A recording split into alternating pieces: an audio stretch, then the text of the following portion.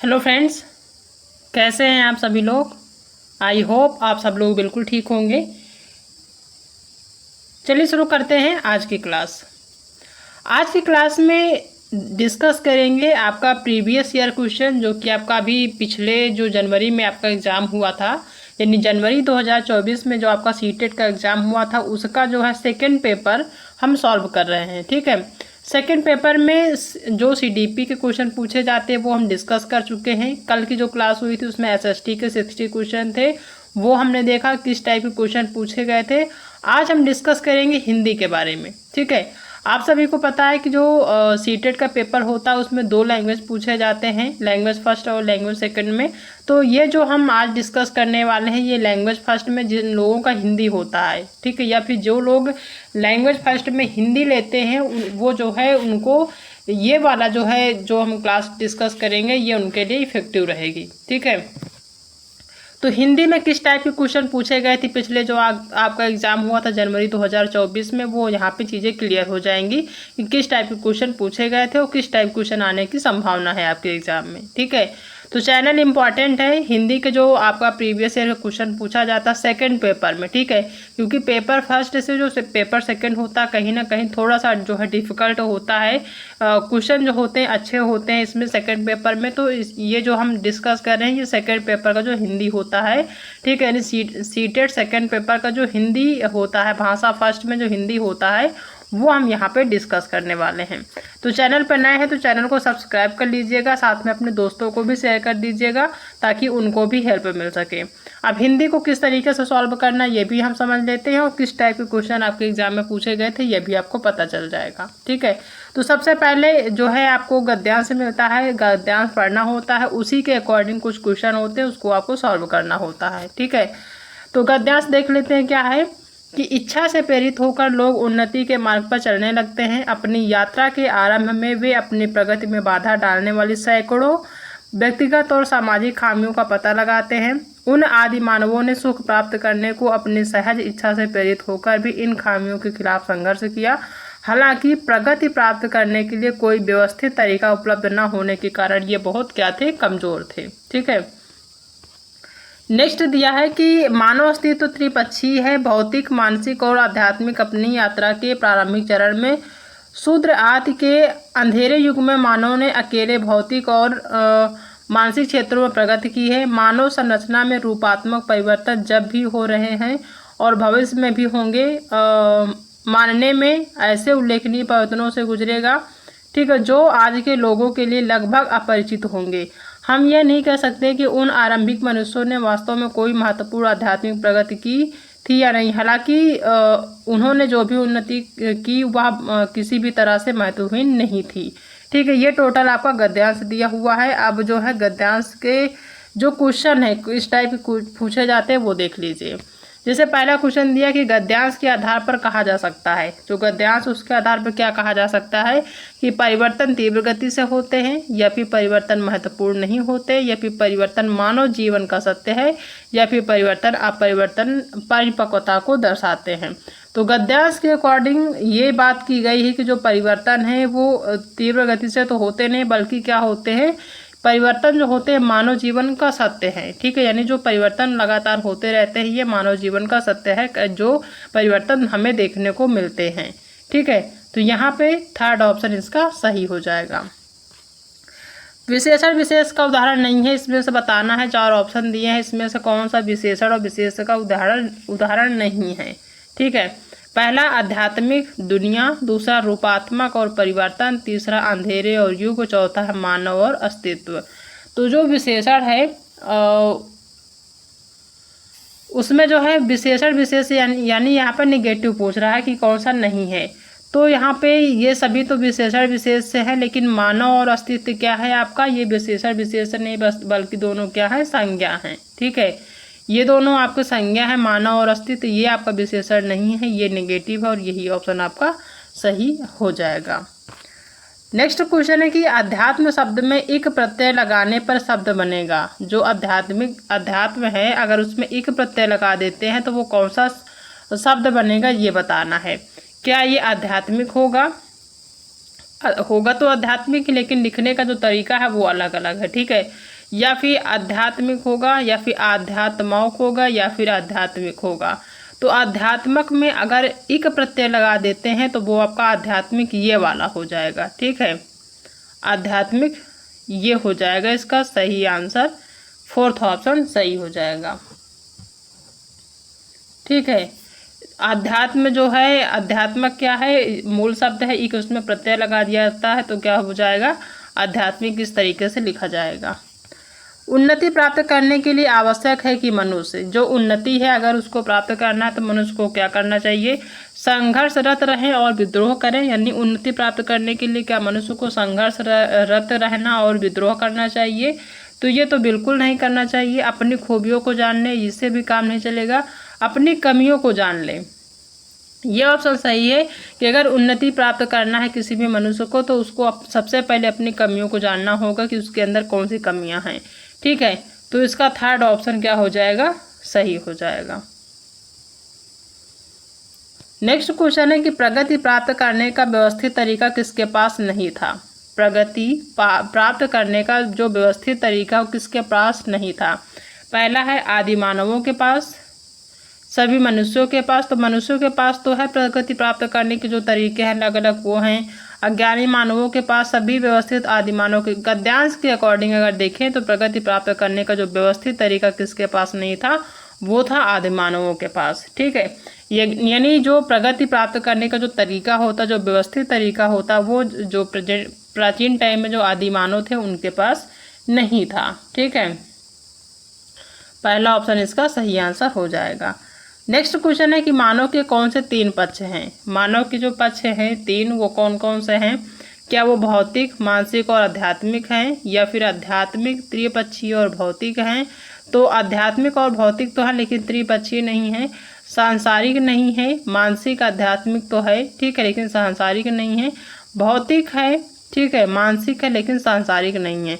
तो इसका जो सही आंसर होगा कि जो मानव के तीन पक्ष हैं, ठीक है, वो कौन कौन से हैं, तो वो हैं भौतिक, मानसिक और आध्यात्मिक। ये तीन पक्ष मानव के माने जाते हैं। नेक्स्ट क्वेश्चन है कि उल्लेखनीय परिवर्तन से तात्पर्य है। जो उल्लेखनीय परिवर्तन होते हैं उनसे क्या तात्पर्य है। पहला कि पुरस्कृत परिवर्तन, या फिर बड़े बड़े परिवर्तन, या फिर महत्वपूर्ण परिवर्तन। तो उल्लेखनीय जो परिवर्तन होते हैं उनका जो मतलब होता है वो होता है महत्वपूर्ण परिवर्तन, ठीक है। जो महत्वपूर्ण परिवर्तन होते हैं उनको ही उल्लेखनीय परिवर्तन कहते हैं। नेक्स्ट क्वेश्चन है कि आदि मानव ने, यहाँ पे डैश होगा, ठीक है। आदि मानव ने डैश क्षेत्र में प्रगति की परंतु, यहाँ पे होगा प्रगति की परंतु, फिर डैश होगा क्षेत्र में प्रगति नहीं कर सकी, ठीक है। यानी जो आदि मानव, सिंपल सा क्वेश्चन का मतलब यह है कि जो आदि मानव है कौन से क्षेत्र में प्रगति करे हैं, कौन से क्षेत्र में प्रगति नहीं कर पाए हैं, ठीक है। क्या वो मानसिक, तो मानसिक क्षेत्र तो होता नहीं है। आध्यात्मिक और पौराणिक नहीं होता। भौतिक और मानसिक, भौतिक तो होता, मानसिक नहीं होता है। तो जो आदि मानव हैं वो क्या किए थे, भौतिक क्षेत्र में तो प्रगति किए थे लेकिन आध्यात्मिक क्षेत्र में प्रगति नहीं कर पाए थे, ठीक है। तो उसका फोर्थ ऑप्शन सही हो जाएगा। यानी आदि मानव जो थे वो भौतिक क्षेत्र में प्रगति कर पाए थे लेकिन आध्यात्मिक क्षेत्र में वो प्रगति नहीं कर पाए थे, ठीक है। आप अगर इतिहास पढ़ के देखते होंगे इतिहास में, तो जो आदि मानव का जो इतिहास है उसमें अध्यात्म बहुत कम देखने को मिलता है, ठीक है। भौतिक चीज़ें देखने को मिलती है लेकिन आध्यात्मिक चीज़ें देखने को नहीं मिलती, तो उसमें वो प्रगति नहीं कर पाए थे। नेक्स्ट दिया है 100 से 105 तक के क्वेश्चन जो कि आपकी कविताओं से रिलेटेड हैं। एक गद्यांश और एक पद्यांश पूछा जाता है। तो एक गद्यांश हमने देखा, पद्यांश किस टाइप के पूछे जाते हैं वो भी देख लेते हैं। पद्यांश दिया कि कट गया है शीश पर ये शीश है झुका नहीं, राही उसी का नाम है जो राह में रुका नहीं। कितना भी अंधकार हो सत्य को विजय सदा, असत्य को हार हो। सच्चाई साथ में रहे कैसा भी अपना अंत हो, सत्य की विजय सदा, असत्य की हार हो। ये आपका कविता दिया हुआ है और यहीं से रिलेटेड आपके क्वेश्चन आपके एग्जाम में पूछे जाएंगे, इनको ध्यान रखना है, ठीक है। पहला क्वेश्चन दिया है कि समूह से भिन्न शब्द युग्म है। यानी जो ये ऑप्शन दिया है इसमें से कौन सा भिन्न जो है शब्द है आपको बताना है। क्या वो प्रकाश और अंधकार है, हार और विहार है, सत्य और असत्य है, या फिर जय और पराजय है। तो जो भिन्न शब्द है वो आपको बताना है, ठीक है। समूह से जो भिन्न शब्द है वो आपको बताना है। पहला है प्रकाश और अंधकार, दूसरा हार और विहार। हार और विहार नहीं होता है, ठीक है। हार का जो होता है वो जो है विहार नहीं होता है। तो इसका जो है सही आंसर यही हो जाएगा, यही भिन्न है। बाकी प्रकाश का अंधकार होता है, जय का पराजय होता है, सत्य का असत्य होता है, लेकिन हार का विहार नहीं होता है। इस चीज़ को ध्यान रखना है, ठीक है। नेक्स्ट क्वेश्चन है कि अंधकार का प्रतीक नहीं है, इसमें से कौन सा अंधकार का प्रतीक नहीं है? पहला समाधान, बुराई, निराशा और चुनौतियां। तो अंधकार का जो प्रतीक होता है बुराई भी होती है, निराशा भी होता है, चुनौतियां जो आती हैं वो भी होता है, लेकिन समाधान इसका जो है प्रतीक नहीं होता है। यही ऑप्शन क्या हो जाएगा? सही हो जाएगा। नेक्स्ट क्वेश्चन है कि कविता में किस पर सर्वाधिक बल दिया गया है? ठीक है, कविता में किस पर सबसे ज़्यादा बल दिया गया है? पहला कि राह पर, या फिर प्रकाश पर, या फिर जो है अंधकार पर, या फिर सत्य पर।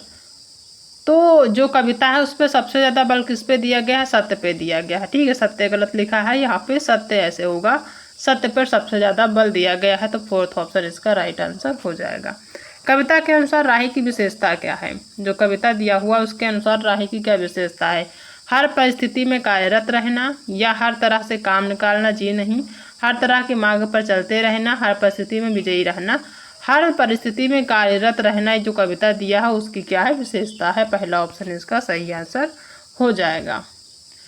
नेक्स्ट क्वेश्चन है कि इस कविता का मुख्य स्वर क्या है? जो कविता दिया गया है उसका मुख्य स्वर क्या है? क्या देशभक्ति है, तमस है, आंझ है, या फिर भूंगार है? ठीक है, यहाँ पे ओज होगा, ठीक है। इस कविता का जो मुख्य स्वर है वो क्या है? वो है ओज, ठीक है। क्या है मुख्य स्वर? ओज है, ध्यान रखना है। कविता के अनुसार किसी भी स्थिति में दुखी नहीं होना चाहिए, या फिर सिर नहीं करना चाहिए, या फिर अंधकार नहीं होना चाहिए, या फिर स्वाभिमान बना रहना चाहिए। कविता के अनुसार किसी भी स्थिति में क्या होना चाहिए? स्वाभिमानी बना रहना चाहिए, ठीक है। यानी जो स्वाभिमान है वो उसको बनाए रखना चाहिए। फोर्थ ऑप्शन इसका सही आंसर हो जाएगा। नेक्स्ट क्वेश्चन दिया कि मिडिल स्तर पर अध्यापन करने वाली अध्यापक एक पाठ्य सामग्री छोटी कहानी पठन के लिए देती है।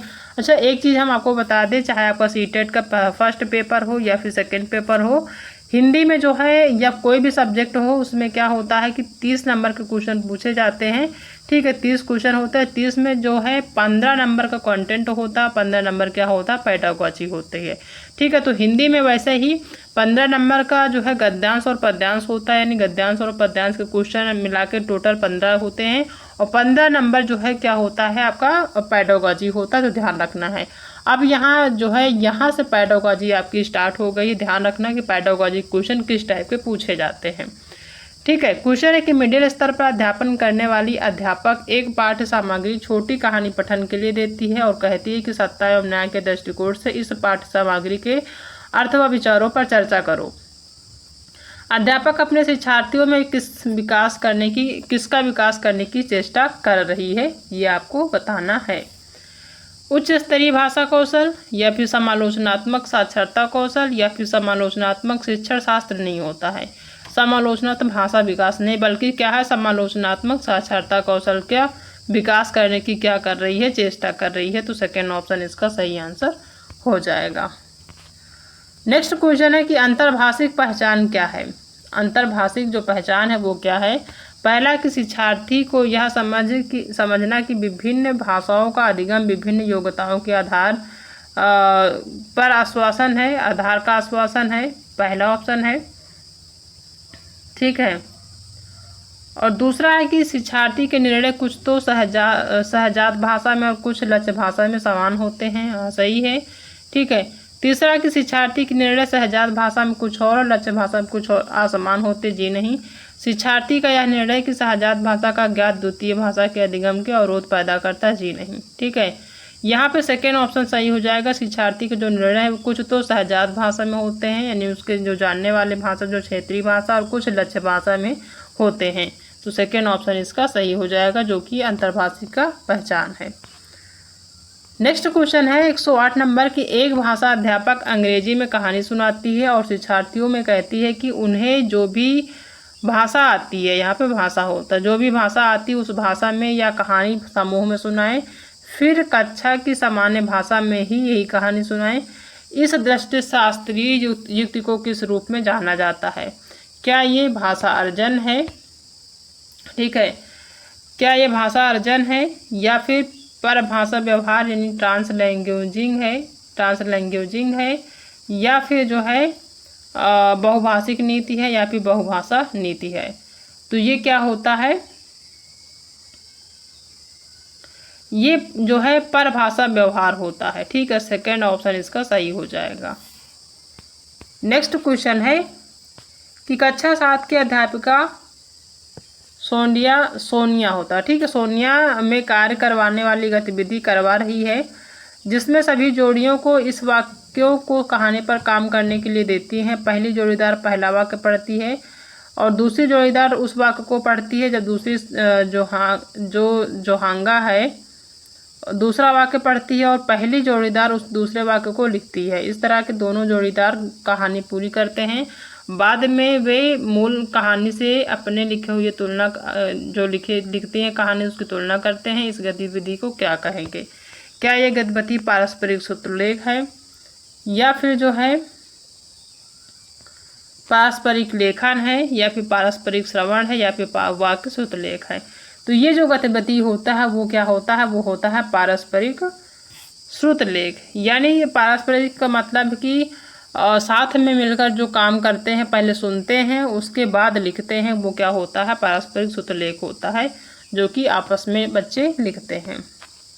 नेक्स्ट क्वेश्चन है कि एक शिक्षार्थी किसी विशिष्ट जानकारी प्राप्त करने के लिए समाचार पत्र से समाचार पढ़ती है, इस पठन को क्या कहेंगे? ठीक है, यानी एक शिक्षार्थी किसी विशिष्ट जानकारी को प्राप्त करने के लिए समाचार पत्र यानी न्यूज़पेपर पढ़ती है, इस पठन को क्या कहेंगे? अगर विशिष्ट जानकारी के लिए जो है पाठ पढ़ रही है तो क्या वो अध्ययन कौशल है? जी नहीं। समालोचनात्मक चिंतन है? बिल्कुल नहीं। सरसरी तौर पे तो बिल्कुल नहीं है, बल्कि क्या है वो बारीकी से पठन है, क्योंकि वो किसी विशिष्ट जानकारी को जानने के लिए वो समाचार पत्र पढ़ रही है, इसका मतलब वो बारीकी से पठन कर रही यानी कि पढ़ रही है। नेक्स्ट क्वेश्चन है कि व्याकरण के शिक्षण अधिगम में प्रक्रियात्मक ज्ञात क्या है?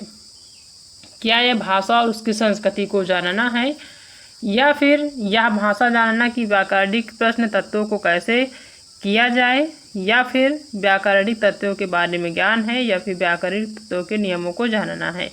तो जो व्याकरण है उसके शिक्षण अधिगम में जो प्रक्रियात्मक ज्ञात है वो क्या है? वो जो है यह जानना कि व्याकरणिक प्रश्न तत्वों को कैसे किया जाए, ये होता है प्रक्रियात्मक ज्ञान। ठीक है, तो सेकेंड ऑप्शन इसका सही आंसर हो जाएगा। नेक्स्ट क्वेश्चन है कि कक्षा 6 की शिक्षार्थी श्रेया अपने पिता के स्थानांतरण के कारण पंजाब के जालंधर से तमिलनाडु के मदुरई जाती है। यह मातृभाषा के कारण पंजाब को जो पंजाबी भाषा उसको जानती है। ठीक है, और विद्यालय में क्योंकि वो पंजाब से है तो वहाँ की मातृभाषा वो समझती है और विद्यालय में द्वितीय भाषा के रूप में अंग्रेजी भी जानती है। उसने अपने पड़ोसियों की मदद से तमिल बोलना और पढ़ना सीख लिया है।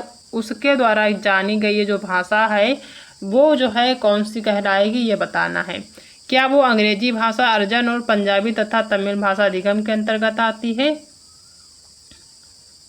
तो बिल्कुल नहीं, बल्कि जो पंजाबी और तमिल भाषा है वो अर्जन है, यानी कि उसको खुद वो अर्जित की है, उसके लिए किसी भी टीचर या कॉपी किताब की ज़रूरत नहीं हुई है। ठीक है, और अंग्रेजी भाषा जो है अधिगम के अंतर्गत आएगी। सेकंड ऑप्शन इसका सही आंसर होगा। नेक्स्ट क्वेश्चन है कि कोझिकोड के एक विशेष समुदाय में बोली जा रही मलयालम इसी स्थान में दूसरों के द्वारा बोली जा रही मलयालम से थोड़ी भिन्न है। विशेष समुदाय द्वारा बोली जा रही मलयालम को किस रूप में जाना जाएगा? ठीक है, किस रूप में जाना जाएगा? क्या ये जो है ये दो भिन्न भिन्न भाषाएं हैं या फिर मलयालम के दो प्रकार हैं या फिर मलयालम की क्षेत्रीय भाषा है या फिर मलयालम की सामाजिक बोली है? तो ये क्या है? ये एक मलयालम की सामाजिक बोली है, जिसका फोर्थ ऑप्शन सही हो जाएगा। ठीक है, नेक्स्ट क्वेश्चन है कि त्रिभाषा सूत्र के बारे में कौन सा कथन सही है? मोस्ट इम्पॉर्टेंट क्वेश्चन है। त्रिभाषा के सूत्र जो हैं यानी त्रिभाषा सूत्र के अंतर्गत कौन कौन सी भाषाएं आती हैं, ये जानना जरूरी है। पहला कि मातृभाषा घर की भाषा अंग्रेजी प्रथम भाषा के रूप में, बिल्कुल नहीं। त्रिभाषा सूत्र के अंतर्गत जो भाषाएं आती, सबसे पहले मातृभाषा यानी कि घर की भाषा होती है, फिर क्षेत्रीय भाषा होती है, फिर प्रथम भाषा यानी जो क्षेत्रीय भाषा होती है प्रथम भाषा के रूप में होती है। तो इसका सेकेंड ऑप्शन सही हो जाएगा। ठीक है, जो प्रथम भाषा होती है वो आपकी मातृभाषा या क्षेत्रीय भाषा होती है। दूसरी भाषा जो होती है वो हिंदी भाषी राज्यों में जो भी पढ़ाया जाता है, जैसे अंग्रेजी हो, हिंदी हो, वो होता है। जो भी जिस राज्य में जो चलता है दूसरी भाषा वो होती है। ठीक है, और तीसरी भाषा जो होती है वो गैर हिंदी भाषी दोनों राज्यों में अंग्रेजी या फिर कोई आधुनिक भारतीय भाषा होती है, वो आपका तीसरी भाषा के अंतर्गत आता है। नेक्स्ट क्वेश्चन है कि नीचे दिए गए अधिगम कार्य शिक्षार्थियों को भिन्न भिन्न समूहों में करने के लिए दिया गया। पता लगाएं कि शब्द संपदा के अधिगम को इस गतिविधि को किस रूप में जाना जाएगा। पहला है परिवार, संबंध और भावनाएं। ठीक है, परिवार, संबंध और भावनाएं, क्या वो शब्दजाल है या फिर प्रकरण आधारित शब्दावली है? तो ये क्या है, ये प्रकरण आधारित शब्दावली है, परिवार, संबंध और भावनाएं। ठीक है, नेक्स्ट क्वेश्चन है कि शिक्षण की वह विधि जिसमें अध्यापक और 4 विद्यार्थी विभिन्न भूमिकाओं के साथ एक सहयोगात्मक अधिगम समूह का गठन करते हैं। पाठ्य वस्तु की विषय वस्तु पर संवाद किया जाता है जिससे समीपस्थ विकास का क्षेत्र सृजित होता है और परिणामतः पठन बोध में सुधार होता है। इस विधि को क्या कहेंगे? क्या यदि मॉडल पठन है? बिल्कुल नहीं। व्याकरण अनुवाद विधि नहीं, बल्कि ये पारस्परिक शिक्षण है। ठीक है, तो इसका थर्ड ऑप्शन सही हो जाएगा। नेक्स्ट क्वेश्चन है कि वह भाषा क्या है जिसका प्रयोग हम दिन प्रतिदिन के लिए आमने सामने की अंतःक्रिया के लिए करते हैं। यानी जो हम रोज़ आम तौर पे जो है आम बोलचाल भाषा में यूज़ करते हैं वो कौन सी भाषा होती है? जो हम प्रतिदिन आमने सामने अंतःक्रिया करते हैं एक दूसरे से, वो कौन सी भाषा होती है? क्या वो अंतर्वैयक्तिक भाषा निपुणता है या फिर संज्ञानात्मक अकादमिक भाषा निपुणता है या फिर बुनियादी अंतर्वैयक्तिक संप्रेषण कौशल है या फिर संप्रेषणात्मक भाषा कौशल है? तो ये कौन सा है जो हम आमने सामने अंतःक्रिया करते हैं? ये होता है बुनियादी अंतर्वैयक्तिक संप्रेषण कौशल, जिन्हें BICS भी कहते हैं। नेक्स्ट क्वेश्चन है कि उपचारात्मक शिक्षण किसके लिए है? जो उपचारात्मक शिक्षण दिया जाता है वो किसको दिया जाता है? पहला ऑप्शन है कि उन शिक्षार्थियों और अध्यापकों के लिए जो भाषा की परीक्षा में अधिक अंक लाना चाहते हैं, यानी जो उपचारात्मक शिक्षण उनको दिया जाता है। जो अध्यापक के लिए भाषा की परीक्षा में अधिक अंक लाना चाहते हैं, तो बिल्कुल नहीं, ऐसा नहीं, उनके लिए उपचारात्मक शिक्षण नहीं होती है। उन शिक्षार्थियों के लिए जिन्हें भाषा अधिगम के कुछ आयामों पर ध्यान देने की आवश्यकता नहीं है, बिल्कुल नहीं ध्यान देने की आवश्यकता है, ये भी गलत है। उन अध्यापकों के लिए जिन्हें भाषा सीखने वाले कुछ विद्यार्थियों के लिए अपने शिक्षण में सुधार की जरूरत है, जिन्हें बल्कि उपचारात्मक शिक्षण उनके लिए होता है उन शिक्षार्थियों और अध्यापकों के लिए है जिन्हें अपने शिक्षा अधिगम में जो त्रुटियों हैं उनको समझने और बदलने या सुधार करने की जरूरत है, उनमें जो है उपचारात्मक शिक्षण का उपयोग किया जाता है। नेक्स्ट क्वेश्चन है कि निम्नलिखित में से कौन सा संकेत भाषा के बारे में सही नहीं है? पहला कि संकेत भाषा में व्याकरण होती है। दूसरा, संकेत भाषा के बहुत से प्रकार हैं। तीसरा, संकेत भाषा की एक प्राकृतिक भाषा है, बिल्कुल सही। संकेत भाषा की व्याकरण नहीं होती है, यह है क्या? निगेटिव। यही ऑप्शन आपका सही हो जाएगा। निम्नलिखित में से कौन सा विस्तृत पठन का उद्देश्य नहीं है? विस्तृत पठन जो होता है उसका उद्देश्य नहीं है। क्या वो आनंद के लिए पठन होता है? यानी जो आपका विस्तृत पठन होता है क्या आनंद के लिए होता है? बिल्कुल नहीं। सराहना बोध के लिए भी नहीं होता है। बहिर्वेशन यानी कि एक्सट्रापोलेशन के लिए भी नहीं होता, बल्कि व्याकरण अधिगम के लिए पठन होता है। जो व्याकरण पढ़ाया जाता है यानी जो विस्तृत पठन है उसका उद्देश्य जो है वो नहीं है, वो व्याकरण अधिगम के लिए पठन, ये क्या है आपका? निगेटिव है। ठीक है, यही ऑप्शन सही हो जाएगा। ठीक है, ये ऑप्शन आनंद के लिए पठन, विस्तृत पठन का उद्देश्य आनंद के लिए पठन तो होता ही है। सराहना बोध के लिए पठन होता है, बहिर्वेशन के लिए, लेकिन अब व्याकरण अधिगम के लिए पठन नहीं होता है। इसका फोर्थ ऑप्शन सही हो जाएगा। ठीक है, क्योंकि यहाँ पे निगेटिव पूछ रहा है। ठीक है, विस्तृत पठन का उद्देश्य नहीं है वो व्याकरण अधिगम के लिए पठन, ये इसका उद्देश्य नहीं है, बल्कि आनंद के लिए पठन होता है, सराहना बोध के लिए पठन होता है, बहिर्वेशन के लिए पठन होता है, यानी पठन का मतलब पढ़ना होता है। ठीक है, तो ये टोटल 120 नंबर के क्वेश्चन यानी 30 क्वेश्चन है जो कि आपके हमने डिस्कस किए हैं, ठीक है। और ये जो क्वेश्चन है वो 91 से आपको जो है देखने को मिलेंगे 120 तक, ठीक है। तो 30 क्वेश्चन टोटल होते हैं, जिसमें 15 नंबर का कंटेंट आता है। कंटेंट में गद्यांश और पद्यांश के क्वेश्चन थे, आपने देखा ही। और साथ ही 15 नंबर का आपका पेडागोजी पूछा गया है। पेडागोजी जो पूछा गया आपने देखा होगा कि इसमें जो क्वेश्चन पूछे गए थोड़े लेंदी हैं, यानी कि बड़े हैं, उनको पढ़ना ज़्यादा पड़ता है इस टाइप के, ठीक है। तो इस तरीके से जो क्वेश्चन देखने को मिलते हैं वो इजी तो होते हैं, लेकिन इनको समझने में थोड़ा सा टाइम लग जाता है, इसलिए जो है पेपर आपका टाइम टेकिंग हो जाता है, ठीक है। तो आई होप कि आप सभी को आज की जो क्लास है वो पसंद आई होगी। अगर आज की क्लास पसंद आई है तो वीडियो को लाइक करिएगा, अपने दोस्तों में शेयर करिएगा, और अगर आप चैनल पर पहली बार विजिट कर रहे हैं तो चैनल को सब्सक्राइब करना बिल्कुल भी मत भूलिएगा, ठीक है। तो मिलते हैं नेक्स्ट क्लास में एक नए टॉपिक के साथ, तब तक अपना ध्यान रखिएगा।